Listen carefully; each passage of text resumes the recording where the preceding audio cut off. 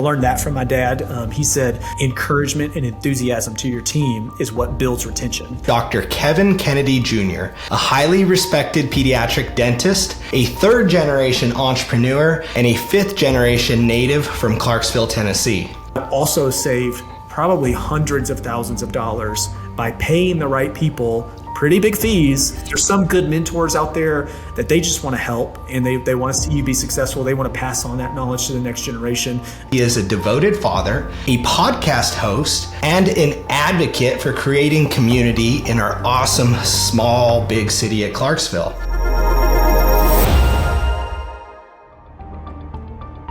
What's up, everyone? Welcome back to the Diehard Entrepreneur Stories podcast. My name is Devin Ramos, and I'm your host. Today, it's my honor to introduce Dr. Kevin Kennedy Jr., a highly respected pediatric dentist, a third-generation entrepreneur, and a fifth-generation native from Clarksville, Tennessee. After earning top honors from the University of Tennessee and completing a specialized training in pediatric care, he started a solo dentistry practice with one location to serve families here in our community. Now, I have the pleasure of knowing him, but if you know him, you also know that he is a devoted father, a podcast host, and an advocate for creating community in our awesome, small, big city of Clarksville. Welcome, Dr. Kennedy. Thanks so much for coming on today. Devin, it's an honor.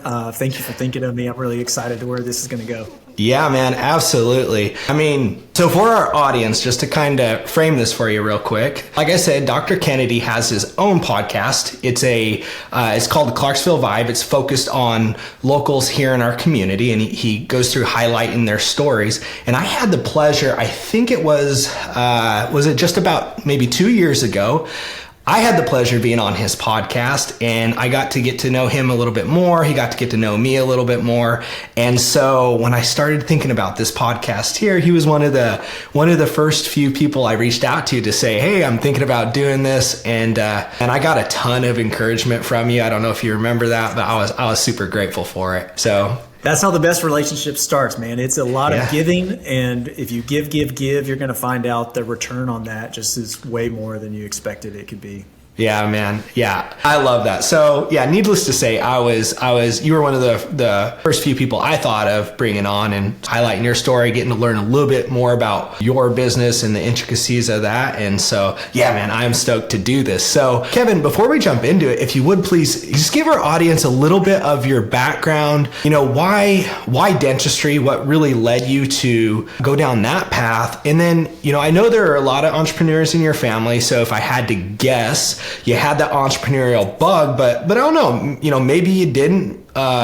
Maybe you always did. Share a little bit of that with us, please. Well, I'll try not to talk for 45 minutes because there's a lot there. Sure. But yes, you mentioned it. My dad is a real big personality here in our local community. Growing up, he is an attorney, so I got to be around his law practice as early as 12 or 13. He was taking me to the courthouse with him. He was putting me in the rooms one-on-one with people, asking them questionnaires, filling out divorce paperwork with people, filling out their finance. Big stuff, kind of seeing the reality of what it looks like to deal with the public. But truth be told, when I was in high school, he was kind of discouraging me from entering the law profession and just thought that there were better opportunities in other fields. I was kind of a science nerd. I took chemistry, loved it, found out that dentists can sometimes major in chemistry. And here was the kicker. Every dentist I talked to loved their job. Every attorney I talked to wish they would have chosen something else. So I could see that. I decided when I was a sophomore in high school, hey, I want to be a dentist. And it worked out pretty well. Dentists are naturally very robotic in their thinking. They're, kind of surgeons by trade. So there's not a lot of emotions that go into dentistry. It's see, treat, fix. And so when I made the decision, I just stuck with it. Never changed my mind, never really looked up, just put my head down. From the ACT to the dental boards, just went right through. And that's kind of how I became a dentist. I actually got to dental school not really knowing what a dentist did, other than, what I said, most dentists left it. It was not a great plan, but it worked out good, and I enjoy it now. Sure.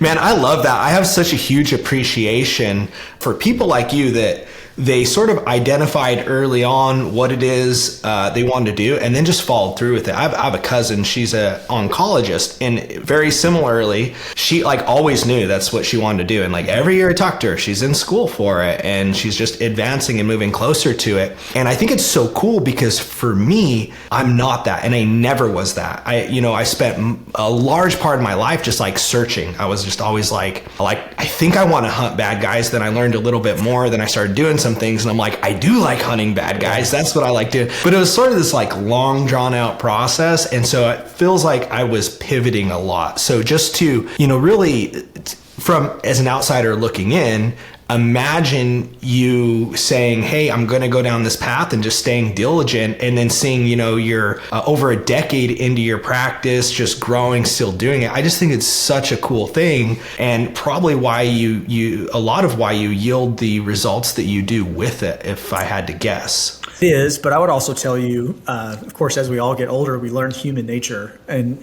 why people make decisions and the differences between humans. And when you're talking about entrepreneurs, I look at entrepreneurs who pivot a lot, and I'm somewhat jealous of it, to have this idea where you can be open to change. So there's almost an idea of like, well, what would I have done with my life, or what would I have done with my career if at 16 or 17 someone would have opened my mind to a lifelong journey of fixing problems in different spheres, in different arenas. It was just kind of like, I thought professions were the way to go. They're stable, they're reliable, pretty low risk. And so I chose a profession that had a long educational journey. And all of a sudden you spend your 20s in formal training. It's your early 30s before you look up and realize, I've spent a decade plus and hundreds of thousands of dollars to get this piece of paper that says I have these skills, but now I have to, service this debt. I've got to service, these other things. I don't really have the position to pivot as easily as maybe somebody else would in a different industry. So to your oncologist family member, it sounds like most of the highly skilled health professionals I know, because our brains, you just get trained to be a robot. Just as you were in your training, as you're hunting bad guys, like you look around your small community and you guys think the same because you were trained the same. True. A lot of surgeons, we think the same. It's not, there's not a lot of emotions to it. It's what stage is this? What's the progression of it? What are our treatment options? And boom, the algorithms decided we just go right into it, and so it is interesting on the other side of that to hear it and like, oh, it would be nice to make one decision and just go for it. And I almost respond with but I had no idea what was even possible. Yeah, man, that's so cool. Such a cool counterpoint, because it's sort of the grass is greener sort of like idea, right? Like I'm sitting here saying, yeah, man, that'd be great. And you're like, well, counterpoint here. Counterpoint here. Cool. And it just, that is, as we're raising our kids, I hope that, my kids will get a little bigger window into what's possible, and yours will too. Maybe one of your boys do become this once a decision and then just roll with it. It's very boring. There's not a lot of risk in it, but you've got to go to work and do the physical labor of dentistry. And there's no big windfall days. There's very few opportunities for some big liquid event. You don't close big deals. You just do the same thing over and over and over and over again. And I mean, I enjoy it. It's great, but I didn't know what was possible. Yeah, absolutely. So on that topic, at what point throughout your schooling or your training did this idea start to form of I think that I'll open up my own practice? Or was that sort of that always the assumption? No, never the assumption. I kind of wanted to be in a group practice from, as early as my training was, joined a group practice. The reality in dentistry and some other privately owned healthcare professions is you're then navigating with one employer, and one employer makes the call. And so a lot of dental partnerships don't work. We're not business people. So we don't really know, and we make mistakes along the way. And, so a lot of dental partnerships don't actually result in that in-deal transaction to become a partner, or they fail because we're just science nerds who decided to own a business, and we don't work for someone else, and we're trying to figure it out on our own. So I always wanted to be in a group practice. The first practice I joined, that transaction didn't work out. And so I loved Clarksville. This was my hometown. I didn't want to leave. And so I call this the startup business that I never wanted. It was just kind of what's my way to stay in town and what's the way to treat the kids that of the parents I grew up with and played baseball with. I want to stay here. And so my only option was start your own. And so I just figured it out from there. And it's been a fun journey. I'm on year probably 7 or so since I made that decision of, I've been practicing probably 12 years and 7 of those have been figuring out the dentistry, the business of it. Yeah, absolutely. Man, you make such a good point there, that I didn't really think about too much. I don't have a ton of experience with partnerships. I do plenty joint venture deals and stuff like that. Couple partnerships that didn't go well. And I'm sort of in this phase where I have a lot of friends at different levels doing partnerships, and I get to see some of the good, some of the bad. And on the bad side, man, a lot of them just cannot stress enough how, you need to date your partner. They always relate it to like a marriage, right? Mm-hmm. You need to really get to know them, and you need to understand, if they're a person that you align with and want to get into business with or not. And like just a lot of critical thinking about that big decision. And to your point, not only are you making that decision, but then you also have to be aligned and on the same page with like the technical part of it, how you guys practice, right? That's so right. My mind's just like exploding. I'm like, man, that's good luck. Yes. Pediatric dentistry is tough. There's very, very few of us. So for example, in the state of Tennessee, I think right now, state of Tennessee produces 4 per year. For the whole state. Wow. And so there's only a handful of practices that are in each community. Most of them are one doctor, or they may be private equity owned. But if you want to have that feel of who your employer is, there's really kind of few options. And so if that doesn't work out, then you become like a employer by default. And that's kind of my journey. I mean, I like to think it's turned out great and we're taking great care of people. I know that we've done more than I thought was possible, and that's been part of my journey too. But I'm really thankful for it, thankful for the things that I learned during my employee job that I had here in town, and thankful that it eventually led to me where I am. Yeah, for sure. I am too, because I didn't mention this, but my oldest, man, when he was our first kid, of course, right? And he went through this phase where he wasn't talking very well, but he was getting older. He was also having issues eating. And I don't know if we told you the backside or Shelby did or I did, but like we were really, really worried. And then all of a sudden she's, talking to friends, she's talking to people, and she's like, it might be something like that has to do with his mouth. He could possibly have a tongue tie. Fast forward, we get him in to see you. We find out he's got a tongue tie. I was able to take him in there to see you. You did the whole thing, the whole surgery thing. And it was insane, like almost like night and day. He's eating normal. He's starting to make more noise. He's talking. Man, that just blew my mind. And I'll be honest, up until that point, I had no clue that there was this part of dentistry. Like I had no clue that tongue ties like that were even a thing. And yeah, man, so it just blew my mind. But anyway, kudos to you, because you're a huge part of that story, Well, it is extremely enjoyable and rewarding. And so with all of the kind of mundane monotony part of dentistry, we do get to be involved in real life change. And that's, oddly enough, I'm wearing my Tongue Tie Center shirt today. I saw tongue tie kids this morning. As my organization has grown, we used to just see kids kind of sporadically throughout the day. Well, now we've really been able to focus my attention on a few days a week to be able to provide services for those families. So that's been really good. We're seeing more families, seeing them quicker. It's just been a blessing, because I saw a baby this morning, the older child we had performed a procedure on 2 years ago, and mom was in tears. Just, you don't know how much you changed my kid's life. And to be honest, every business is different, but that is what kind of keeps me going on the days where it feels like, man, this is terrible. Getting kids out of pain, making kids smile a little bit bigger for the tongue tie side of our business, changing people's lives, changing breastfeeding stories. Those are always fun to be a part of. Yeah, man, that's so cool. Such a beautiful thing. Well, On that note, like you mentioned, you're not just the technician or a technician, like you are the man, right? And for our audience, I know a lot of guests have talked about the book, The E-Myth. I don't know if you're familiar with it, but sure. Okay, cool. So you're familiar with it. This is great. So to sum it up for our audience, right, it talks about running a business and the different capacities.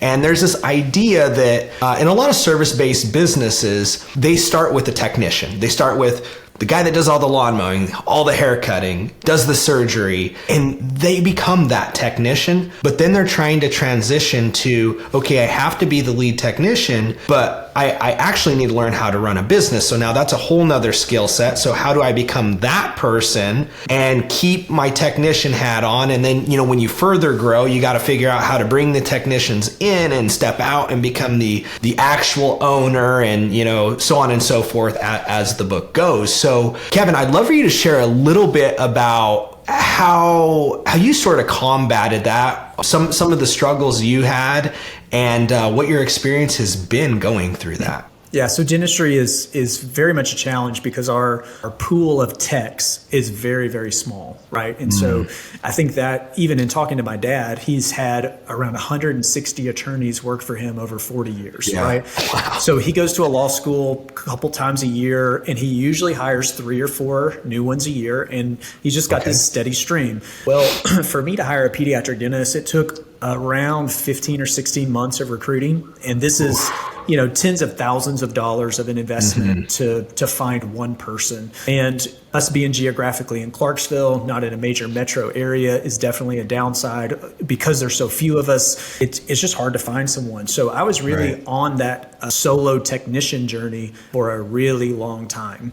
And there becomes a point where I can easily hand off the skills when I'm able to make that hire, but getting that person is really, really tough. Thankfully, we've got 2 people who are fantastic. They're doing amazing. They've been with me just a few months now, but everything is going really, really well. Great fit for our organization. So I'm in that phase of taking the next step and encouraging them, equipping them, making sure that they have what they need to succeed, and continuing to see patients along the way. And we're seeing the organization continue to grow. But for many dentists, that is the single biggest problem. And it's also a very risky problem because I think, any type of surgeon is at the highest risk of any type of disability completely wiping out your organization.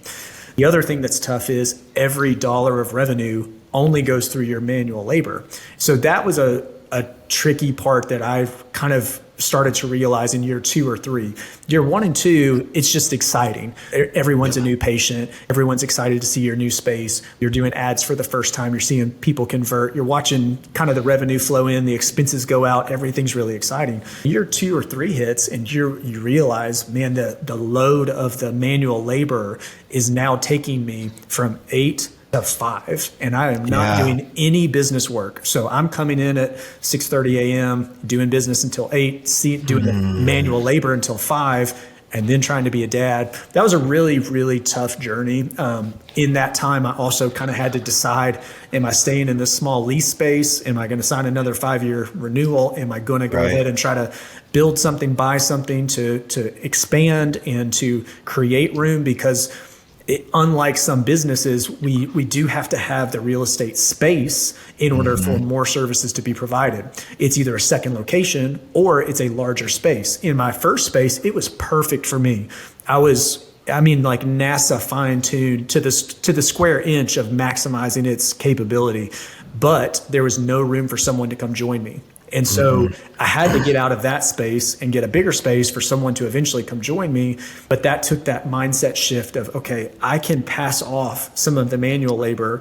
I can still help build this organization and the culture because I want my friends' kids to come in, and whether they happen to see me or maybe I'm not happening to see patients that day, I want them to get the same care, the same friendliness, the same kindness, same ethical care. So I get to shape all that and influence it, and I can have just as much impact doing that as I can of giving a really good shot where it doesn't hurt, or doing a filling that works. Like the technical side of things, swapping out the air filters for an HVAC guy or changing out the plumbing for a plumber, it's really our business. It's kind of the same manual labor based. Our biggest challenge as entrepreneurs is pooling from or drawing from a very small pool of people who have the license and the credentials and the professional training to be able to do the labor. And so now my job is recruit and retain really, really good people because they're such a key to our success. Yeah, man, that's such a good point. In I'll talk service-based companies because that's what I'm experienced in, but in any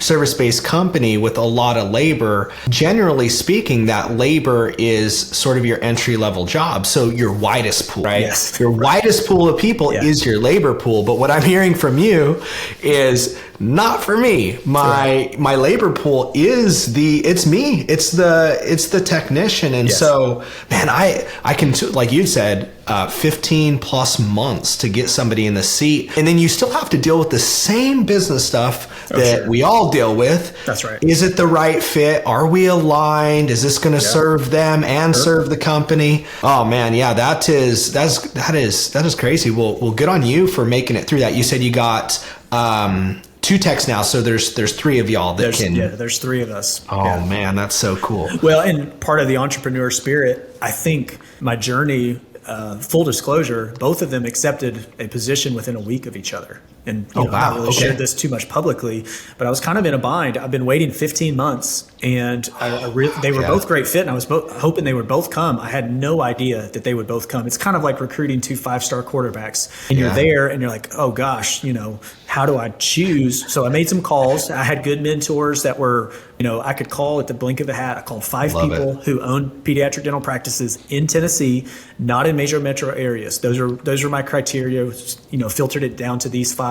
Called them. I said, I need 5 minutes. Here's my question. I've got 2 people who I think are good fits, culturally aligned with, the values of how we treat kids, but they both want to come, and I've never done this before. Do you choose one or do you take both? 4 out of 5 said take both. And that's what I did.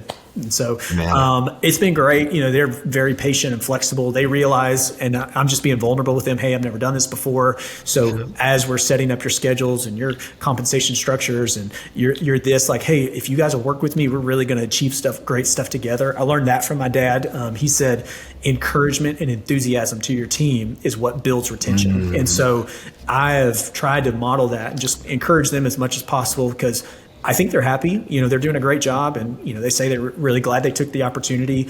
But that you've got to build the things in there that make them want to believe in your mission, want to believe in how you do things, why you do it differently. That there's not grass is greener on the other side with maybe a little bit more pay or maybe a different benefit option or a bit different compensation structure or whatever. So that's the journey is we're all learning. And I like my new role. It's very, very fun. It's just, as you grow, you get new mentors. And I got to ask a friend of ours mutually, just turned 50, and I'm turning 40 next year. And we were standing in the lobby of church and was there with somebody. I said, hey, quick question for you. What's the best thing you learned in your 40s? And, he kind of took a step back. He said, to let go. That, something done 80% by someone else is 100% me. And I kind of read that from Dan Martell's book, and I was like, man, it's fantastic. Yeah. I'm glad I learned that at 40, and now I'm going to get to use that through my 40s. And I don't know, I'll probably never reach what he's done, but having that skill set and that mindset, communicated to me of that was what he learned in his 40s. So having those mentors ready has been such a really good, having the questions ready for the mentors has been really helpful for me.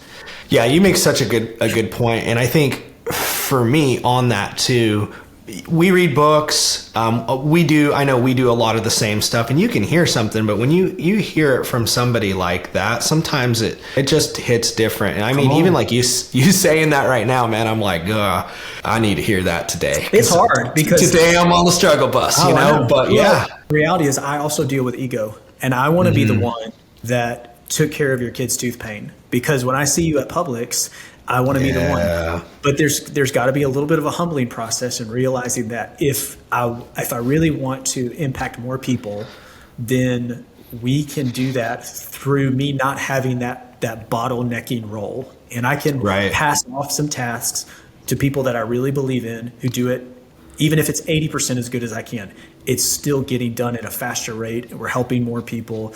We're getting kids out of pain faster. We're getting kids, their first visit faster. Whereas when you call our office, you call other offices around here, and you might get that, oh, well, the first appointment available is in 2 months. Well, I mean, what other kind of businesses does that? Nothing. So no, we're going to figure it out. Like 2 weeks or less is kind of our deal. Like we want to see you within 2 weeks because we know your family's busy. We know, but we've got to create the systems and the bandwidth to be able to support that. And so we're in the growing stages of it, the growing pains of it, but it's fun to kind of navigate those challenges. Yeah. Oh man, I love that. So stepping back just a little bit, so that I understand your practice and where it kind of was. A few years ago, you're the main technician, smaller location, and you're getting patients in and out of there. Everything's good. You guys are, from a business standpoint, looking good. And you make this decision, hey, I want to add more technicians. I want to build it out. To do that, I have to have a bigger space. I know you guys did a build out. I've driven by a few times. I love it. It looks great. Love the location too. So what sparked that initial, hey, I'm going to go this route, as opposed to, hey, I'm comfortable. No, I like this. This works good. I'm sure there were several things, but if you could talk a little bit about why you went from that to, I'm going to go this route. I think it was seeing the vision that what I was doing as far as workload was not sustainable for the life that I wanted to live in my 50s, right? That's really the decade. I'm like, when my kids are at home and they're in school during the day, I don't really mind grinding it out, 8 to 5 every day. They come home, do an after school activity. I'm home, I'm there. Dentistry's great. It's not like being a guy who travels the world all the time and misses those events. Like I get to be home every night. And I'm very thankful for that. But what I didn't like about it was the only way that business was generating revenue was when I was inside the building. So it did actually become a big problem. I couldn't go to my kids' midday Christmas programs, can't go eat lunch with you. Oh, if you're sick, I can't really stay home with you. I'm stuck and I can't work from home. There's no part of this that works. And I've got, at that time, 12 people that were dependent on me for being there in my physical presence, providing the manual labor for their own paychecks. Because if I'm not there, there's no reason for the business to be open. And so that weight was really, really heavy. And I knew that to get beyond that to where I could offer people, hey, your schedule is Monday through Thursday, or your schedule is 8 a.m. to 3 p.m., 5 days a week. I couldn't do that if it was only me, because I was having to schedule a weekend family trip to Memphis or to Chattanooga or to Atlanta. That's about as far as I could go. 6 months in advance, block off the patient appointments, close down the office, tell people, I'm sorry, that doesn't work for your family. It does work for mine. That's when we're going to be closed, and then we're going to be open the next week. It just didn't feel right to me. And so I think when I realized, hey, this physical space works great for me. It maximizes my earning potential with this amount of square feet, but I can't work with anyone else here, because then it's going to really significantly limit their ability and my ability. And if we're both trying to work somewhat full time, we're basically both half time or part time. And so you kind of had to double your space in order to now accommodate more people. And so that's what we're finding, which is great. We're not fully utilizing it yet. And I don't know that we ever really will, but it's much more free, where my employees have a very regular routine. When kids need appointments, we're here 5 days a week, whereas before we were probably 16 days a month, and our schedule was different days every week because, maybe one Wednesday is when I had a doctor's appointment myself, and so we're closed. That was a limiting factor that I wasn't willing to do into my 50s. And so, okay, well, if we need to make a change, when do you make it?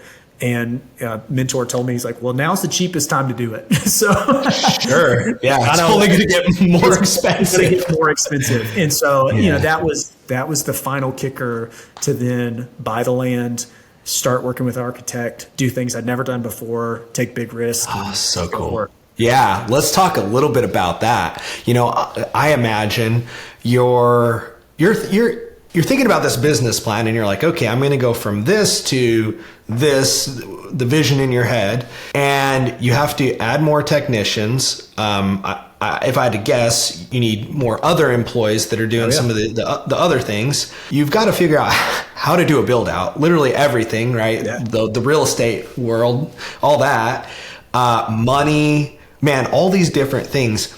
Internally, what was going on with you? Like, how did you work through that? Because it was like, sounds like, it wasn't just like, oh, I'm going to take a couple little steps here and there. I mean, you're taking some big ones, just by nature of what it is that you did. So I'll back up a little bit. I really do believe that, when God prepares someone for something big in the future, he's going to prepare you through a time of brokenness before you're ready for that. And I didn't know that this would pop in my brain, but we had a really, really difficult decade from 26 to 35, 36. A lot of just crisis that we were dealing with personally, and it was all the time. So I would be at work treating a patient, get a kid numb, go to my phone. We've got a big thing that we've got to address right now. Or I'm in the middle of a day, in the middle of a meeting, the front desk calls back, hey, your wife's on the phone, she needs to talk to you right now. And it's just a sudden crisis, right? And so I look back at that season and realize there was a lot of growing during that time that I certainly never chose it, but it just happened. And so I sat back in that moment of like, okay, well, everyone's telling me this next year is going to be crazy, trying to build a building and run this business and do this and that. They don't know what I've been through. They don't know that I'm not really scared of multitasking and facing problems and a plumber telling me that it doesn't fit and there's a water leak, or, hey, we ran into the water line doing the dirt work next to the street, or, hey, you've got a $17,000, upcharge on this. You don't know what I've been through. I mean, I would say the same thing to you. Like, how many problems do you overcome because you've had real issues that have given you a thick skin that only life can give you? And Daniel's only ready to take those steps in the lion's den because God has put him through processes before of other kids, other rulers. And so when he finally gets to that ruler, that this edict has come out and he's about to go in the lion's den, I don't think he's afraid at all. And that courage only comes through being put through tough situations. And so this last year, we broke ground on the building probably April 2023. We opened our new building February 2024. I didn't do a groundbreaking ceremony. I didn't do a grand opening, so to speak. I mean, we had one, but it was really low key. Like, it's just put your nose down and figure it out. And guess what? These are your problems. Are you going to own them or are you not? If you're going to own them, then take it on. Take a deep breath. Let's go. You're a big boy. And let's move forward. And so I kind of developed that callousness to problems. I'm not saying I didn't lose sleep some nights, because I did. Oh, sure. But I'm just saying, when you've been through difficult times and when you can call them for what it is, and you've had disappointments that happen in life and you know that you can overcome them, whether it's by faith, whether it's by sheer determination, whatever means you get through that, then when the next punch comes, good. I'm going to overcome it, right? And that's because you kind of developed this mentality of I'm an overcomer. So it was a lot. Some of the biggest challenges during that process are always things that are unexpected. I thought it was going to be construction, and it was not. It was decorating the inside of it. Like that was our big challenge, because now you've got a lot of people with a lot of opinions, and I'm over here being the technician doing fillings, trying to pay for all this stuff. I don't care. So we need to figure out who's making the decisions in this time. And so I look at that and think it's funny how things turn out a couple of months later. Like, it's great. All the parents love the way that things are decorated, and it just ended up being a non-issue. So I hope I didn't totally circumvent that question. But at the same time, when someone says how'd you get through it, I would just say, that's the reality of life. When you've been through hard things get easier, and you can do hard things. And once you have that determination and confidence that, I can make it because I've done this before, or I've seen God be faithful before, however you want to phrase that, then the challenges they're not as significant. I mean, I think what I'm hearing is a lot of your ability to commit and stay consistent and like follow through stems from belief. And a lot of that belief came from the things God has brought your way previously. And I have immense gratitude for my challenges and for the past that has preceded, where I'm at right now. And even you saying that, it was, I'm just kind of, as I'm listening to you, I'm thinking, I'm like, wow, man, that is so true. And it's one of those things you hear again, you hear a different way, and it just sort of hits different, so with that, what I was thinking about in particular, as you said that, is today's been a bit of a crazy day for me, a little abnormal for the last couple months. Entrepreneurship ebbs and flows. And I had a maintenance guy from our property management company calls me, and long story short, he's like, hey, you got to replace this furnace. I'm getting quotes, probably gonna be like $5,000. And I'm like, here's a couple other people, call some more people, because we do this all the time. I know we can get it done cheaper, but is what it is, right? And then shortly after that, my property manager calls me and she's like, hey, how's it going? And I was like, honestly, it's a crazy day. I was like, is what it is. But she goes, yeah, I heard you got a call about that other property. And I was like, okay, I'll frame this for you, right? Probably going to replace this furnace, going to be like $5,000. That is literally not even a blip on my radar right now in terms of like my financial obligations and what just came up in the last like 24 hours. Mm-hmm. And that's just how it goes, and you know what? I don't regret doing this. Everything that we're doing is for a reason. There's a way greater purpose, and ultimately this is just a moment in time. And I think a lot of the reason that I'm able to feel that way and sort of like lean into it is exactly what you said. Like 2-3 years prior to this, it's just, I can be grateful for those beatings, right? Mm-hmm. Like God was preparing me. And I think even what I'm going through now, like this whole conversation we're having and this in this moment, this period that we're in, 5-10 years from now, we're going to see what it was really preparing us for. And I think that I love that you said that. And it's such a good reminder to just be grateful and just like lean in, because you never know what the thing you're going through God is using to prepare you for some other calling. Yeah. So that's what I heard. And I would say to this too, the reality is a lot of us can be in a situation where I look at, let's say, Devin, I'm like, man, he seems to be really doing well. Like, I can't imagine he's having the problems that I'm having. It is almost like a self-fulfilling depressive thought of like, you can't imagine that other people are having these same problems. Well, guess what? As soon as you're vulnerable with people, you're going to find out they've got really big problems too. And they're afraid to admit it, or they don't want to talk about it, or whatever it is.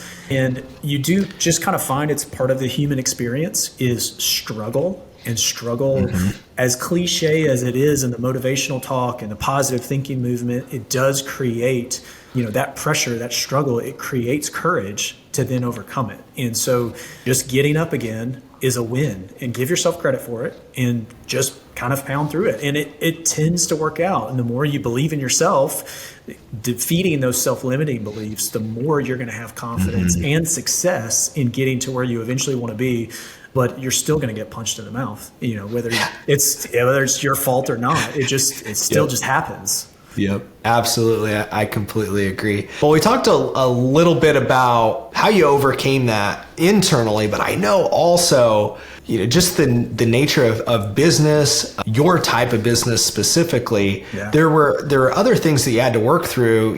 Pre-show we were talking a little bit about it, but one of my first kind of ahas was like, man, how hard must it be to manage labor and everything else? Because if I had to guess, the insurance companies are probably setting his prices, right? So it's not as simple as, oh, well, we just need to charge more. Well, you can fix this. We just charge more. We're giving a premier service. It's worth it. The value is there. And, we had a little bit of a conversation about that, but I'd love for you to share some of those challenges and sort of kind of expose those unique challenges to your type of business for our audience. Sure. Yeah. The last couple of years, and I've just learned through it. I'm not saying I figured it out at all, but the last couple of years of inflation have really shown the problems because our expenses continue to increase. Every year, all entrepreneurs, we get these series of emails from all of our vendors that says, hey, we're doing a 5 or 6% increase. Well, every time I get it, I got in 22 in December already, or whatever that number is. Wow. But I can't, in the same breath, go to you next month in January and say, hey, we're going to have a 4% increase. I can raise my fees on paper, but until the dental insurance company says we are going to extend that to providers, our revenue doesn't really change unless we do more volume, right? And so that becomes a challenge because essentially what the insurance company is trying to do is commoditize our care and do more volume at a fixed static price, and we can't really fix it. And so when you have the employee who has started at $18 an hour and she's a rock star and you want to reward her, eventually you just come to this realization that is, your take home pay that's going to, give her a raise that's going to allow you to come. But it's not, you can't fix that increase in wages or increase in IT support or increase in dental supplies or whatever it is by just gradually raising your fees unless you choose to not participate with insurance. So then you have this ethical dilemma of, okay, our biggest need is kids on Medicaid, kids from really low income families, under-resourced, maybe, for whatever reason, they don't have the resources. And so the state is providing them an insurance plan. And as we all know, those are the lowest paying procedures. Well, a lot of times the biggest needs are from these communities as well. Kids with 14, 16 cavities, multiple abscesses, kids waking up in pain, things like that.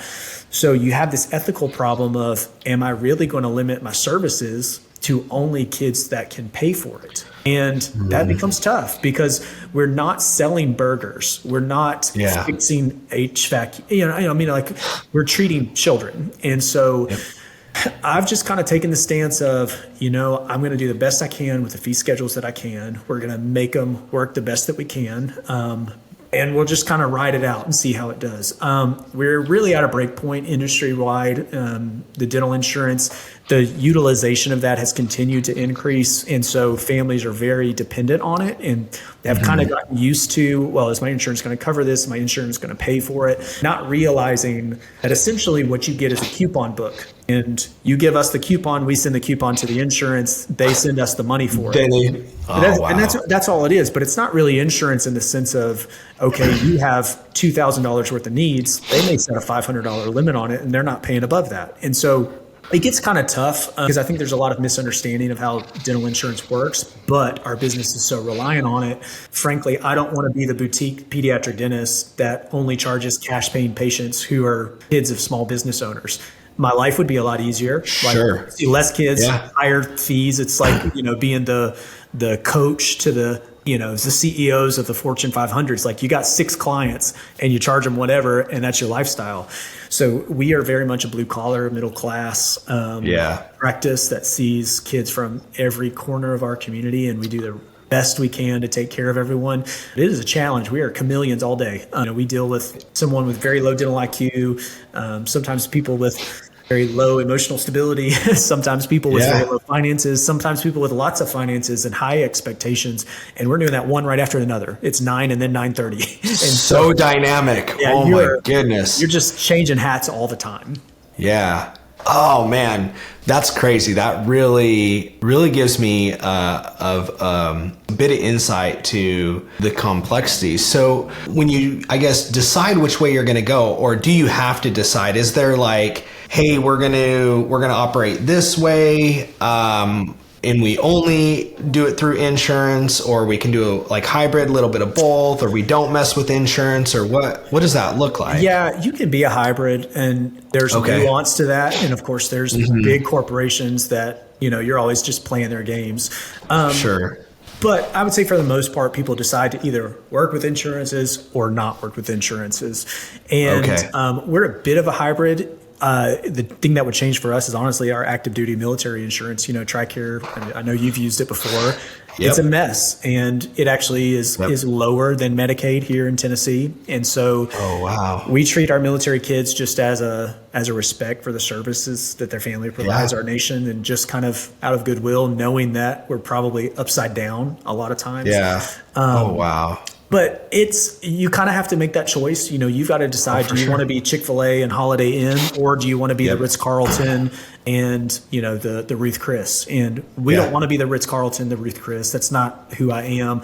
I don't want to be the McDonald's, and I don't want to be the Motel 6. So we are trying to be a practice where everyone comes and feels comfortable. People with a lot of money feel safe. They feel like they're getting a high level of care. But people with low resources can come in.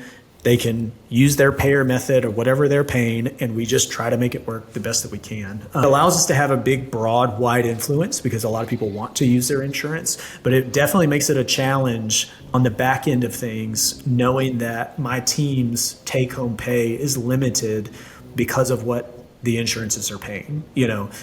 They deserve way more than they get paid. And I tell them this all the time. It's just, we're limited. If I could raise fees tomorrow 25%, I would. And then you all would be making $5 more an hour because you're worth it.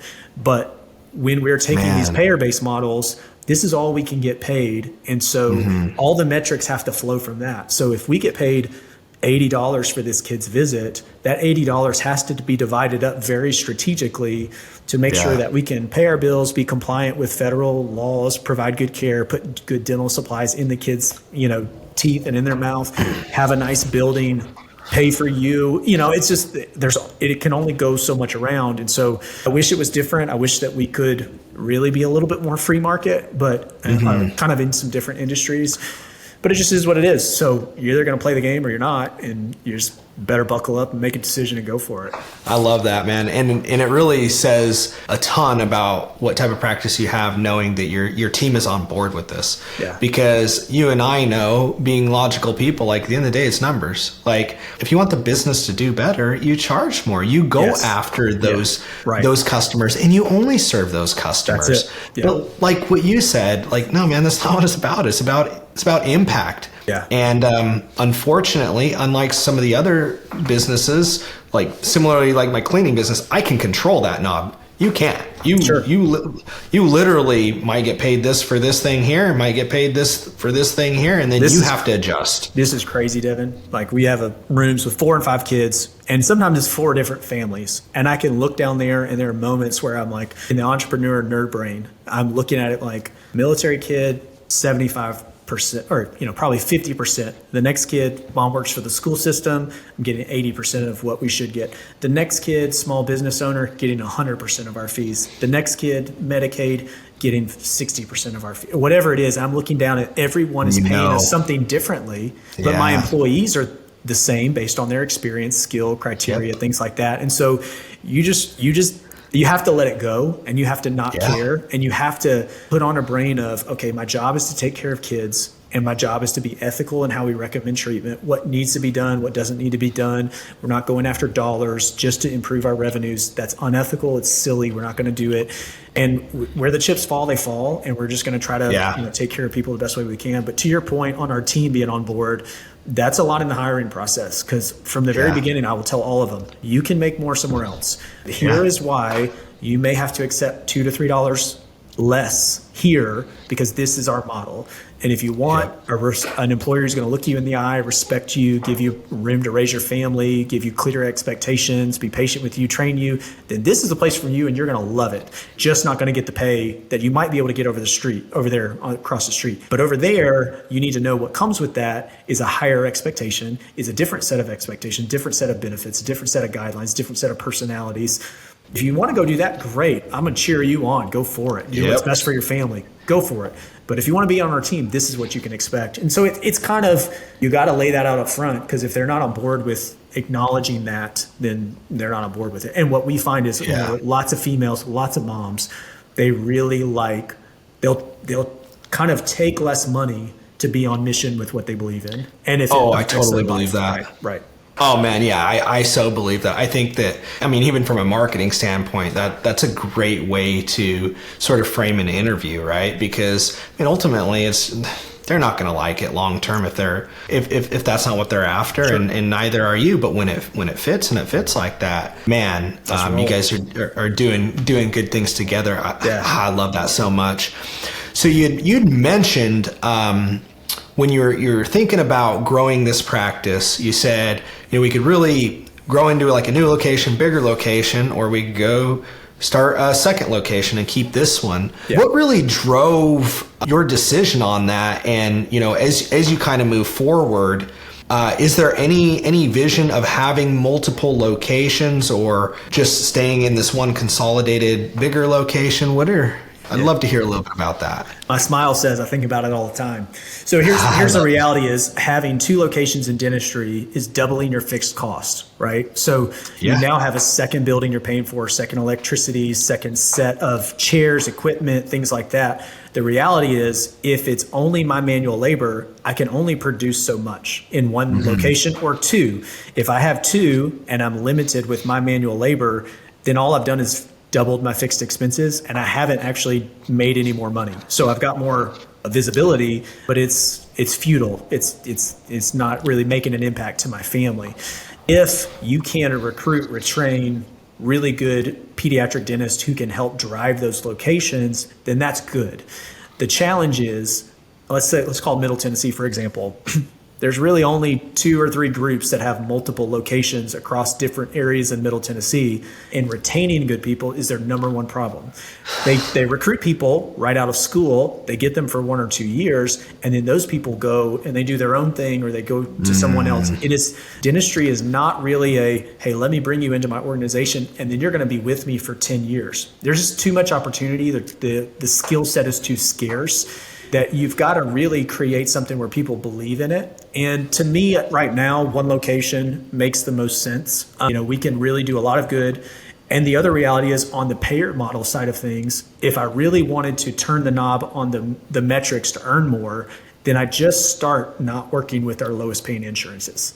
Sure. That ends up being the better play than trying to go see another 12,000 kids on the other side of town, and now I'm managing my labor between 2 locations. That makes it really tough. Unlike some businesses where you go into the home and you can control how many homes you go into.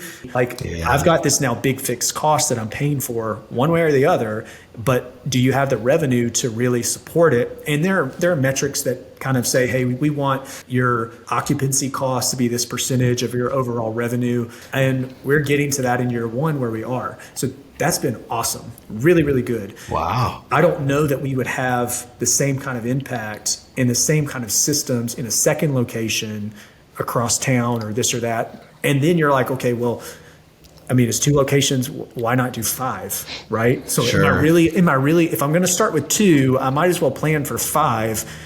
And am I really wanting to be that 5? And I don't know that I do. Like I said, we're having a really good impact here in this 1 location. The numbers work here, and it's always in my head because there's a lot of ego that drives entrepreneurs, and sure. you've got to deal with that. And my dad has 3 law firms, and I should have 3 locations. And there's part of me that really has to wrestle with that. Does it actually achieve the goal that I want? Where when my girls walk across the graduation stage at high school and at college, and I've built a life that we've been able to share together. Is it because I had 2 and 3 locations, or is it because, I was content where I was? We did a really good service. We had a really good business. We provide people great jobs, great employment opportunities, and I made it. Like that was good. That was enough. And that's the challenge we all have, because anybody with high success or a track record of success, you think you can do more. That little bug always never goes away. I can do that. I can do that. It's that confidence. Yep. We all have it. Yep. And I think to your point, it's true. We always can, right? But it's just like the way that you framed it. It's like, but what's the vision for my life? What does it cost? Right. Yeah. Am I willing to pay that? And I love that you've thought through that. And the other thing I was hearing as you were speaking too was the leadership aspect of it. It's like, it sounds like you have an awesome team, awesome culture. Okay, well, how do you keep that existing between 2 locations and 3 and then and 5? And yes. Oh man, so I totally get that. Good food for thought. So Kevin, through this transition so far, what would you say? If you had to narrow it down to 1, what is really the single most important lesson you've learned throughout this process? I would say engaging mentors a few steps ahead, because my biggest challenge is I didn't even know what was possible. Okay. I take a job out of residency. I make a entry level income as a pediatric dentist. And I'm doing great. I paid my bills. I was able to buy a house. That's awesome. I'm making retirement contributions. That's awesome. On paper, it's like, man, if I do this for 35 years, like I'll really be doing great. Okay, perfect. I had no idea what was possible beyond that until I started to engage. And to be honest, I plowed through some fields that I didn't think were possible. And then I wake up and go, okay, I didn't know that was going to happen. What else is possible? Could it be possible to reach this next number? I only knew what was possible in my previous employment opportunity. And so talking to people and being vulnerable and just saying, hey, here's where I am.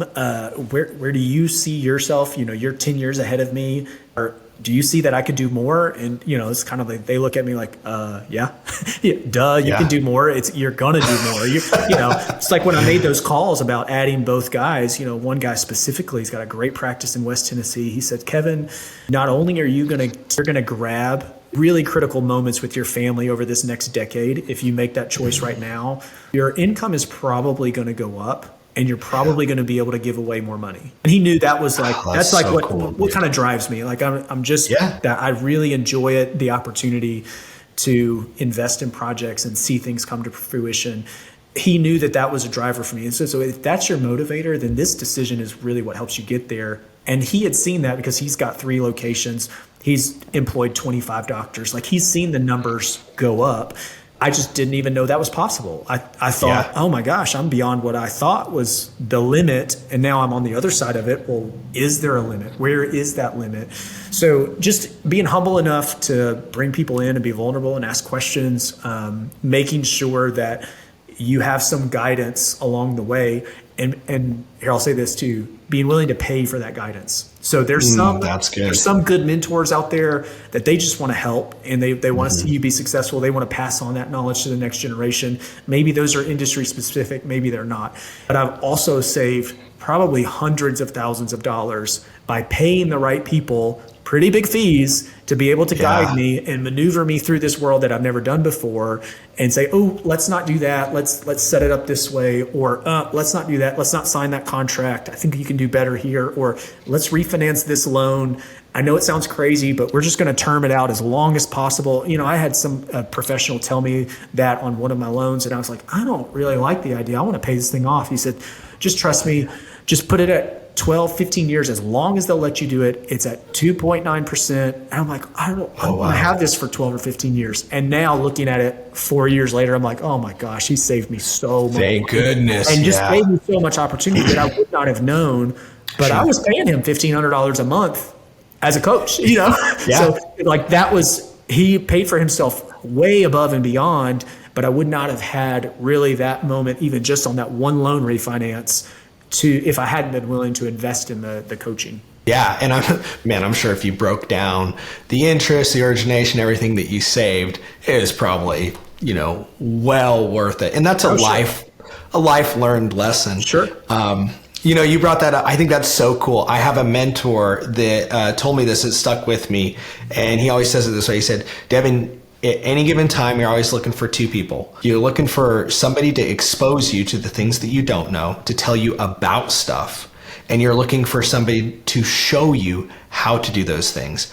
So that's always stuck with me. And you said it in a very similar way, where now I constantly, as I'm learning, I'm huge on knowledge and I'm always trying to soak up as much knowledge as possible. I'm always asking myself, okay, what do I need to learn more about? Because I don't know. Like, I need to know more about some things. Right. And then what do I need to know how to do, right? Because those are 2 different things. Like knowing about multiple locations is one thing, and knowing how to grow multiple locations is a whole nother. So I love that you said that, because that's just something that I was like, yeah, man, that's so true. I mean, there's things that I do in real estate that I had no clue even existed. And now I'm just like, the fact that I talked to somebody and they mentioned it one time and I was like, oh, you can do that? That's a thing?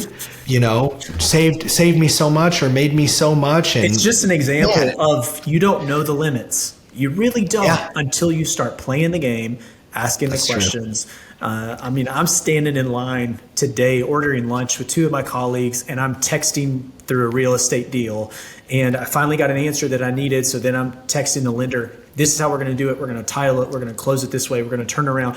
And I literally had that moment where I was like, I can't believe I'm sitting here with this knowledge and doing this type of activity, waiting to order with two friends.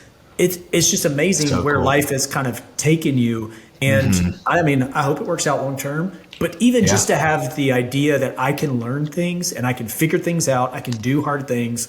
And, you know, the Lord's blessed me with enough resources and network and drive and ambition and health to be able to maximize it. And if my end goal is growing in generosity and growing in opportunities to impact things through financial giving, well, here we go. Let's make it happen. Yep. Let's do it. Awesome, man. Kevin, that's so good to hear, man. On that note, can you tell us a little bit more about what's on the horizon for your practice, maybe what's on the horizon for the podcast, and how our listeners can connect with you and learn more about you? Sure. Yeah. So if you're in Clarksville, this was a marketing idea I had to just get myself out so people can kind of hear me, not as the dentist, but just establishing that, hey, I care about our community. I'm an honest person. I love to hear positivity, good stories. And so, you know, we're on episode 70 or 80 or something like that. Right now, we're actually talking about our youth athletic movement and talking to experts in different sports. And this is key is leadership, but it's like what actually makes a young athlete successful? What do their parents need to know? What are the things that parents should look for in their kids? And how do we access those resources locally? It's really fun. I'm a sports guy, so it's nice to hear stories of an NFL player. What was he like as a freshman in high school? What made him special? And then what has that coach learned over, you know, coaching hundreds of other athletes, and how does it make us better parents? So there's kind of two purposes. We tell great stories, but we usually try to make it helpful content as well. That's Clarksville Vibe, VIBE. You can find it on most podcast channels. Practice is growing. We're in this phase of, you know, increase our bandwidth and increasing our services. We'd love to see it at Spring Creek Pediatric Dentistry. We're still changing lives at Clarksville Tongue Tie Center. I've got, you know, there's always something else on the horizon we might have cooking, but it's fun to be in this community. It's my hometown. I take a lot of pride in being able to influence the kids' dental care here, and thankfully the Lord's blessed me with an opportunity to kind of be on the front lines of that for this next generation. So turning 40 this year and looking forward to another 20 years of making sure kids have really good care in our community. Oh man, absolutely awesome. Social media, where can people connect with you? Website, what you got? So springcreekpediatricdentistry.com is our practice website. On socials, I'm Kevin Kennedy. You can find me. If you look on TikTok, you're going to get my dad. He's probably way more entertaining, way more funny. You'll find a lot more hilarious content in just a minute or two. But if you did wonder when you Google him and that's what comes up, yes, I'm his son. It's just we're two different people. I love it. Awesome. We'll put it all down in the show notes too. Cool. Well, Kevin, man, it has been such a pleasure. Thank you so much for joining us today and telling us a little bit about your story and your practice. I've truly enjoyed it, man. Yeah, man. Thank you. Thank you for what you're doing. You're going to change lives. You're going to change a generation of people because people will pick up content on this. I know it. I believe it to my core. And they will use one nugget out of 10 episodes and their impact is going to, it's going to ripple. So keep it up. I know sometimes this feeling like you're shooting stuff into an empty space, but you just never know what's going to resound, what's going to hit, and how you're going to grow along the way yourself, connecting with great people. So I believe in you, man. Keep it up. Thank you. Absolutely. I believe it. Thank you so much, Kevin. Absolutely. All right. Thank you all for joining us. Until next time. Peace.